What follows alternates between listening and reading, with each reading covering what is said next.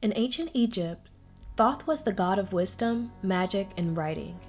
He was believed to be the inventor of hieroglyphs and credited with writing many of the important texts of Egyptian religion and mythology. But there is one prophecy that Thoth is known for that has intrigued scholars and enthusiasts alike for centuries: his apocalyptic prophecy. The apocalyptic prophecy is a cryptic text that describes the end of the world and the judgment of the dead. It is believed to have been written during the late period of ancient Egypt, around the 4th century BCE. The text is thought to have been inscribed on papyrus scrolls and hidden away in secret chambers or buried with the dead. Despite its mysterious origins, the apocalyptic prophecy has been studied exclusively by Egyptologists and scholars of ancient religions. The text is divided into two sections.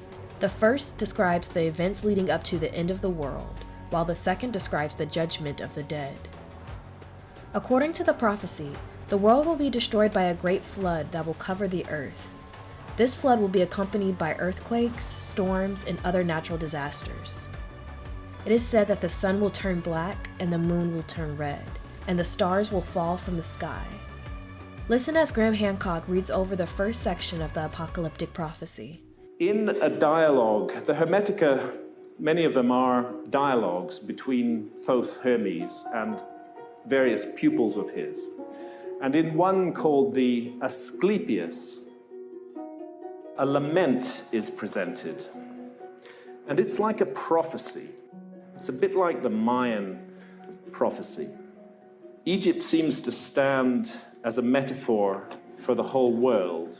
To my mind, for the world in our time, this lament, this prophecy is speaking directly to us. Do you know, Asclepius, that Egypt is an image of heaven? Or to speak more exactly, in Egypt, all the operations of the powers which rule and work in heaven are present in the earth below. In fact, it should be said that the whole cosmos dwells in this our land, as in a sanctuary.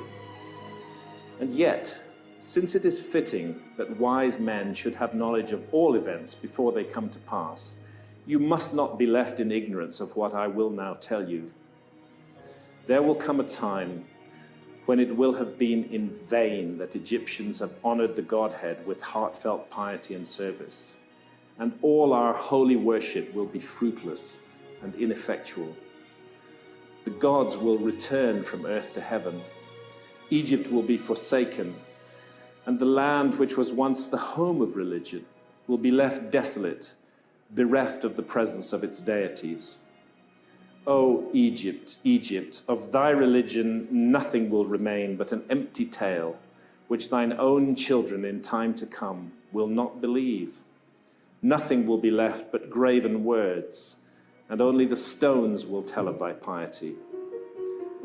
And in that day men will be weary of life, and they will cease to think the universe worthy of reverent wonder and worship. They will no longer love this world around us, this incomparable work of God, this glorious structure which he has built, this sum of good made up of many diverse forms, this instrument whereby the will of God operates in that which he has made, ungrudgingly favoring man's welfare. This combination and accumulation of all the manifold things that call forth the veneration, praise, and love of the beholder. Darkness will be preferred to light, and death will be thought more profitable than life. No one will raise his eyes to heaven. The pious will be deemed insane, the impious wise, the madman will be thought a brave man, and the wicked will be esteemed as good. As for the soul, and the belief that it is immortal by nature or may hope to attain to immortality, as I have taught you, all this they will mock, and even persuade themselves that it is false.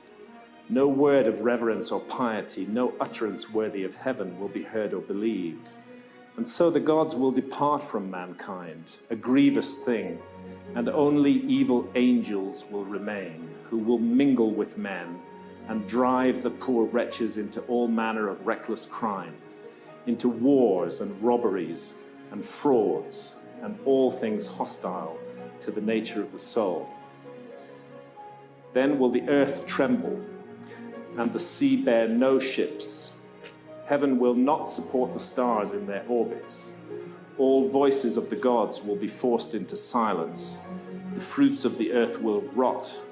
The soil will turn barren, and the very air will sicken with sullen stagnation.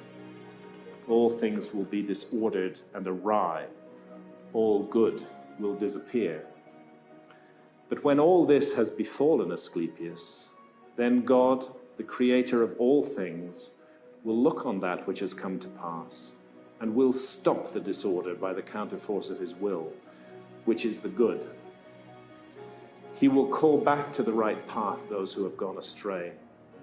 He will cleanse the world of evil, washing it away with floods, burning it out with the fiercest fire, and expelling it with war and pestilence. And thus he will bring back his world to its former aspect, so that the cosmos will once more be deemed worthy of worship and wondering reverence. And God, the maker and maintainer of the mighty fabric, will be adored by the men of that day with continuous songs of praise and blessing. Such is the new birth of the cosmos. It is a making again of all things good, a holy and awe-inspiring restoration of all nature, and it is wrought inside the process of time by the eternal will of the Creator. Thoth is said to have foreseen these events and warned the people of Egypt to prepare for the coming of the apocalypse. He advised them to build boats to survive the flood and to gather together in groups to weather the storms. The second part of the apocalyptic prophecy describes the judgment of the dead. According to Thoth, after the end of the world, the dead will be brought before Osiris, the god of the afterlife. Osiris will weigh their hearts on a scale against a feather, and those whose hearts are lighter than the feather will be allowed to enter the afterlife. Those whose hearts are heavier than the feather will be cast into eternal darkness. This ceremony is known as the weighing of the heart, and it was a central belief in ancient Egyptian religion. The apocalyptic prophecy is unique in that it describes this ceremony as taking place after the end of the world, rather than immediately after death. While the apocalyptic prophecy is a fascinating glimpse into ancient Egyptian belief about the end of the world, it is also a reminder of the enduring power of mythology and religious prophecy. Even today, people continue to seek out the meaning and guidance in these ancient texts, looking for clues to our own future and the fate of the world. As we continue to explore the mysteries of the past, we may find that the answers to our most pressing questions lie not in the future, but in the distant past. If you made it to the end of the video, consider subscribing to our channel. Thank you so much for watching, and I will see you guys in our next episode.